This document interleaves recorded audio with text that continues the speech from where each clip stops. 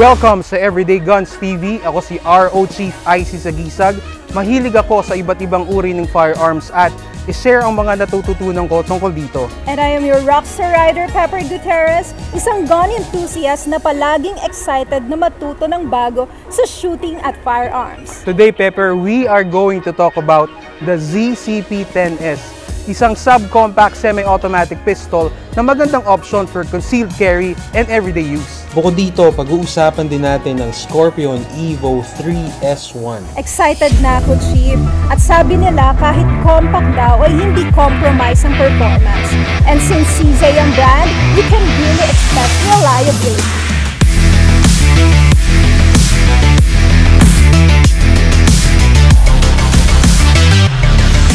Alright, so try natin tong P10S na subcompact semi-automatic pistol na magandang option for concealed carry. So try natin.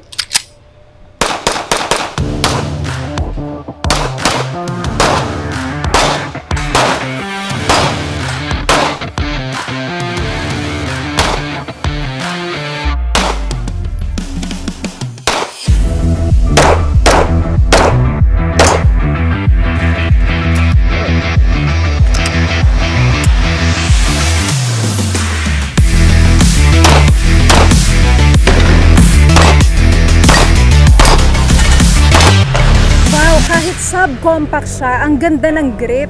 Parang hindi siya maliit na barel. Ang smooth ng trigger at manageable ang recoil. Tama ka dyan, Pepper. Ang P10S ay merong lower axis. Pangalawa, compact at concealable. Kaya mong dalhin kahit saan nang walang hassle pero ready ka lagi. Pangatlo, swabe ang ergonomics. Tamang-tama ang hawak. Parang extension ng kamay mo. Kahit matagal mong gamitin, komportable pa rin. Pepper, kanina, natest natin ng ZZ P10S. Compact, lightweight, and very reliable. Ano ang unang impression mo? Chief, unang hawak ko pa lang, ang ganda ng grip texture niya. Hindi siya madulas kahit pawisan. Ang galing ng engineering nila. Sa tingin mo, Chief, perfecto for EDC.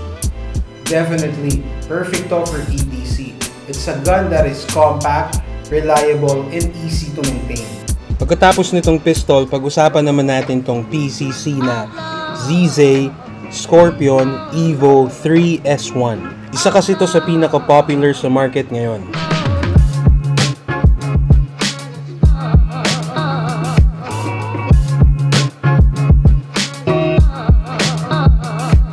Excited ako today kasi susubukan natin ang CZ Scorpion Evo 3S1.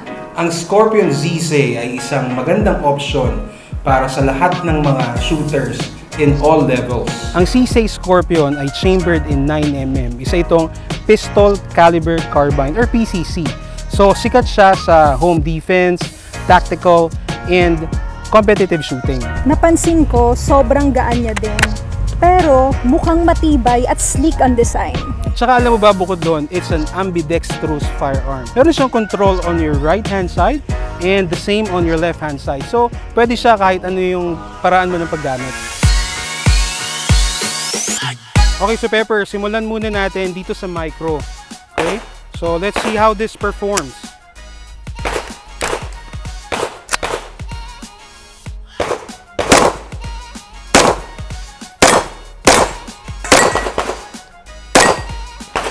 Okay, so Pepper, ikaw naman, try natin.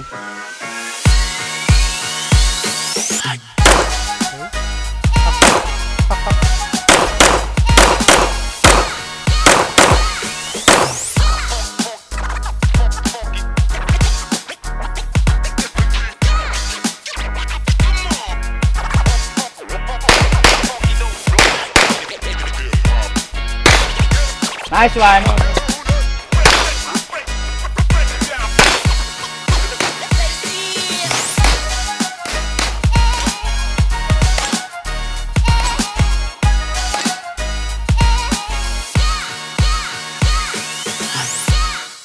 Okay, Pepper, na-test natin kanina sa range ang ZZ Scorpion Evo 3S1.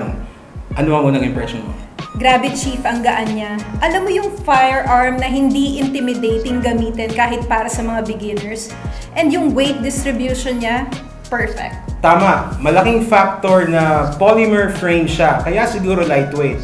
Pero yung grip, hindi ba malapad para sa'yo? Medyo, pero manageable naman. Hindi siya deal breaker. Ikaw, Chief, kamusta accuracy mo kanina? Solid, Pepper. Yung built-in iron sights niya is perfect for how I wanna use it for. Kaya kahit hindi tayo gumamit ng optics, okay lang. Kasi very reliable ang firearm na ito. Okay sana kung medyo mas malapit or mas mababaw yung trigger reset niya. Agree ako doon, medyo mahaba nga. Pero yung recoil, parang halos wala, di ba? Para ka lang naglalaro, sobrang kontrolado. Good point. Pero in terms of performance, alam mo, Pepper, this must be one of the best firearms I've handled so far. Tama, kaya kung gusto mo ng lightweight, low recoil, and reliable na firearm, this is a great option. My final verdict for this firearm, I'd recommend this. Para sa akin, isa siyang firearm that would get you the right results for how you wanna use it for. That's it for today's episode. Don't forget to like, share, and subscribe on our social media accounts on Facebook, Instagram, TikTok, and YouTube. Maraming salamat sa panonood and hanggang sa susunod na episode.